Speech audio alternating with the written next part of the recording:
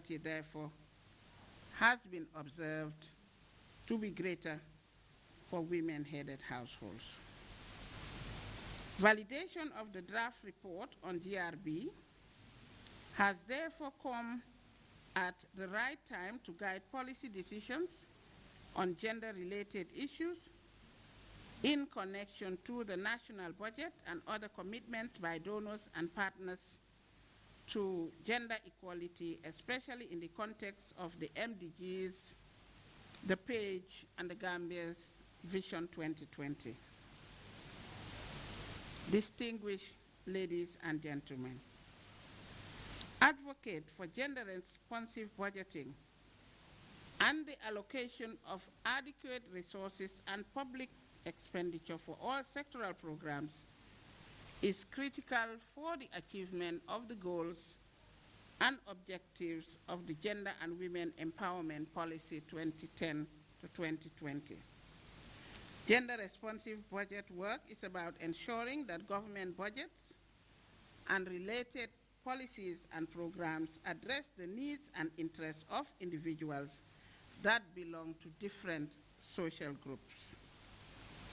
Thus, GRB looks at biases that can arise because a person is male or female, and at the same time considers disadvantage suffered as a result of ethnicity, class, poverty status, geographical location, and age. The fact that GRB is intended to promote mainstreaming of gender perspectives in all policies and programs. To achieve this, distinguished ladies and gentlemen, the Ministry of Finance must champion this cause, supported by the Ministry of Women's Affairs. Of course, other line ministries also have responsibilities in relation to their own planning and budgeting processes. The Gender and Women Empowerment Policy, ladies and gentlemen, emphasizes the importance for advocating for law reforms and the enactment of gender-responsive legislation in the Gambia. And I wish to therefore call on all the participants to give maximum attention to the issues that are to be discussed, as it will contribute immensely to the development process. Madam Bayo also said the gap between female household holders and men should be narrow, particularly a number of issues touched on that are of essential to the work of gender-responsive budget, adding that the validation comes at a time when gender-related issues contest of the MDGs and Vision 2020. Bintu Gassama of Women's Bureau, who deputized the Permanent Secretary, Office of the Vice President and Minister of Women's Affairs, said the pronouncement by government to curtail non-priority expenditure to ensure that the key programs aimed at poverty reduction and employment creation are given due priority in a serious step in the right direction. The government of the Gambia recognizes the importance of macroeconomic policy in shaping women's living standard and their prospects for economic empowerment. Gender budgets are a powerful tool in achieving development objectives, as they reflect gender commitments and can contribute to achieving the objectives of gender equality, human development, and economic efficiency. Madam Chairperson, distinguished ladies and gentlemen, the draft assessment report that we are about to validate also examines how budgetary processes take into consideration the critical concerns of women and men, as well as issues regarding resource allocation and government spending in the national budget, among others. It also looks at gender-responsive budgeting in relation to the current policy environment, institutional arrangement and planning,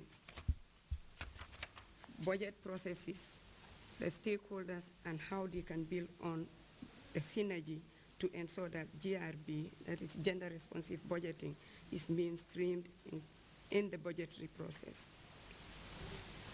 Ladies and gentlemen, Madam Chairperson, the importance of gender-responsive budgeting cannot be overemphasized. This is because to make any program relevant, it has to be linked to a budget. The present realities of the impact of macroeconomic policies on women and men are not quite enough to determine the gender responsiveness of the current budgetary system. Macroeconomic policies can worsen or improve the lives of women and contribute to narrowing or widening gender gaps in income, health, education, and nutrition. It is therefore important for this assessment to take place in order to take stock of the operating environment of the economy, poverty, and gender issues in order to assist in designing an informed GRB program for the Gambia. The final assessment report will ensure that gender equality concerns are mainstreamed into policies, projects, and programs, as well as the national budget. It is important to transform from the traditional budgeting system of resource allocation to a more comprehensive performance and results-based budgeting, including a gender dimension. To do this, we must ask the questions: who gets what and who has to deliver what for public management? To make gender-responsive budgeting relevant, it needs to be mainstreamed in our policy programs and laws, such as the PAGE, which is the Gambia government's blueprint, development blueprint, as a comprehensive budget reform package that can be adopted by the National Assembly. Madam Chairperson, ladies and gentlemen, for GRB to really work, it is important that gender concerns are incorporated in every sector's programs and budget. Therefore, there is need for each ministry or sector to have at least one or more of their sector or sector program objectives to be gender budget objective, or otherwise all objectives have a gender dimension with outputs that are gender responsive. The support of all stakeholders is therefore required for the successful implementation of this initiative. I therefore urge all of us to critically examine this document and make relevant inputs in order to produce an authentic report, including actions for the implementation of GRB in the Gambia. I wish to reassure you of the commitment of the Ministry of Women's Affairs and the Ministry of Finance and Economic Affairs for the implementation of gender-responsive budgeting. Gassama further added that there is a need for symbiotic effort from all stakeholders to ensure successful implementation of the gender-responsive budget.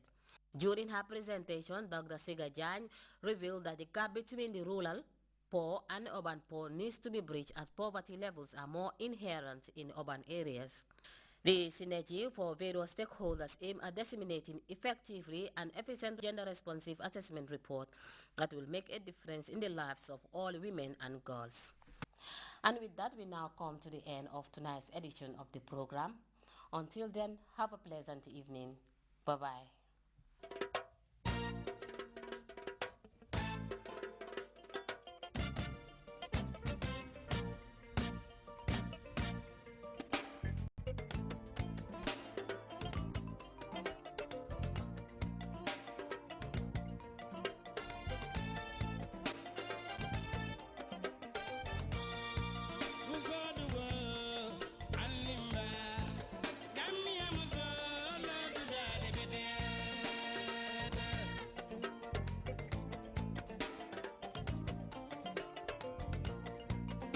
Alibe kumgoto, alibe na goto.